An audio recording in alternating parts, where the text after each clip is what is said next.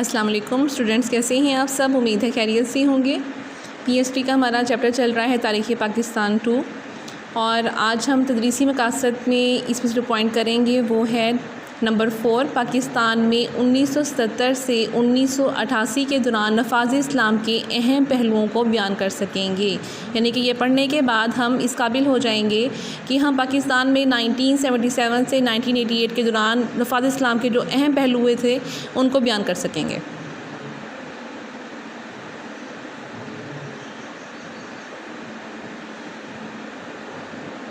जी, हमारा पॉइंट है जनरल ज़ियाउल हक़ का दौर। जनरल ज़ियाउल हक़ का जो दौर था वो 1977 से 1988 का था। 1970 में आम इंतखाबात जब हुए थे तो पीपल पार्टी का मुकाबला करने के लिए तमाम जमातों ने एक इत्तेहाद कायम किया था और उस पार्टी का नाम पाकिस्तान कौमी इत्तेहाद रखा था, जिसके सरबराह मौलाना मुफ्ती महमूद थे। और उन्होंने 7 मार्च 1970 के जो इंतखाबात हुए थे उसमें उन्होंने एक पार्टी, जितनी भी जमातें थी उन्होंने एक पार्टी बनकर उस इलेक्शन में अपीयर हुए थे। और 7 मार्च 1970 को कौमी असम्बली के जब इंतखाबात हुए तो पीपल पार्टी उसके बावजूद भारी अक्सरियत में जीती थी, लेकिन कौमी इत्तेहाद जो पार्टी थी उसने उस पर धांधली का इल्ज़ाम लगाया और उन इलेक्शन से बाइकाट कर दिया था। हालात मज़ीद ख़राब होते गए तो मिस्टर भुट्टो ने उनको मुज़ाकरात की दावत दी। अभी मुज़ाकरात जारी थे कि 5 जुलाई 1970 को फ़ौज के जनरल ज़ियाउल हक़ ने भुट्टो हुकूमत का तख्ता उलट कर मार्शल लगा दिया। जनरल ज़ियाउल हक़ का दौर, जैसा कि भी आपको पहले बताया गया है, 1977 से 1988 का है। तकरीबन 11 साल उन्होंने वहाँ पर हुकूमत की और 17 अगस्त 1988 को जनरल ज़ियाउल हक़ हवाई हादसे का शिकार हो गए थे और सेनेट के चेयरमैन उस टाइम थे ग़ुलाम इसहाक़ ख़ान। उन्होंने सदर पाकिस्तान का ओहदा संभाला था।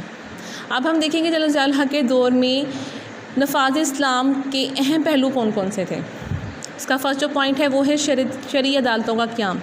10 फरवरी 1979 में 1979 में एक ऑर्डिनेंस के ज़रिए तमाम हाई कोर्ट्स में शरीयत बेंच कायम किए गए थे, यानी कि तमाम उलमा को बतौर जज उसमें बिठाया गया था। और 1980 में शरीयत बेंचों की बजाय उनकी अलग अदालतें कायम कर दी गई थी, उनको इंडिपेंडेंट कर दिया गया था। और मातहत अदालतों के फ़ैसलों के ख़िलाफ़ अपील सुनी जाती थी और इस्लाम की तशरीह की जाती थी। वफाकी शरई अदालतों के फ़ैसलों के ख़िलाफ़ अपील सिर्फ़ सुप्रीम कोर्ट का बेंच करता था, अदरवाइज़ और दूसरी जो अदालतें थीं वो नहीं कर सकती थी। नंबर 2 है शरई हदूद का नफाज। 1979 में हुकूमत ने शरई हदूद का ऑर्डिनेंस नाफिज़ किया, जिसके ज़रिए चोरी, शराब नोशी, जना दूसरे जुराइम पर शरई सज़ाएँ देने का अहकाम जारी हुए।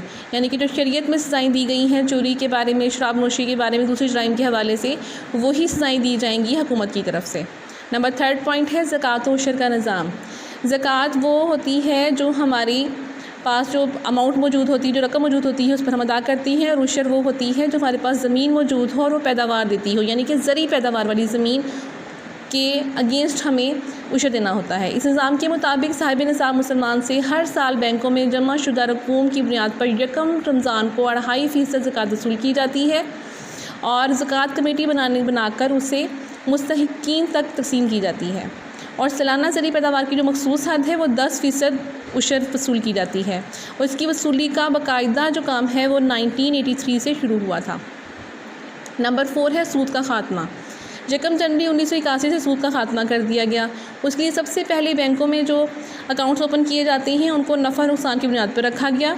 उसका नाम रखा गया PLS, यानी कि profit loss sharing accounts. Number 5 इस्लाम और मुतालिया पाकिस्तान की लाज़मी तालीम। पाकिस्तान के तमाम तालीमी अदारों में BA तक इस्लामियात और मुतालिया पाकिस्तान की तालीम लाज़मी करार दी गई। ये कदम तालीमी निज़ाम को इस्लाम से हम आहंग करने के लिए उठाया गया था। नंबर 6 है नमाज का अहतमाम। स्कूलों में, कॉलेजों में, सरकारी दफातर में ज़ोहर की नमाज़ वहीं पर हो जाती है। हमारी टाइमिंग इस तरह है और जो नमाज है वो उन्हीं अदारों में पढ़ाने का इंतज़ाम होना चाहिए। नंबर 7 एहतरामी रमज़ान ऑर्डिनेंस। रमज़ान का एहतराम ना करने वाले को 3 माह कैद और 500 रुपये जुर्माना की सज़ा का ऐलान किया गया। नंबर 8 दीनी मदारिस। ज़ियाउल हक़ ने दीनी मदारिस की सरपरस्ती की, उनको सालाना इमदाद भी दी और उन अदारों से इसनाद हासिल करने वालों को MA के बराबर डिग्री देने का दर्जा भी दिया गया, ऐलान भी किया गया। नंबर 9 अरबी की लाजमी तालीम, स्कूल में जमात शिशम से जमात हश्तम तक अरबी ज़बान की तालीम लाजमी करार दे दी गई थी।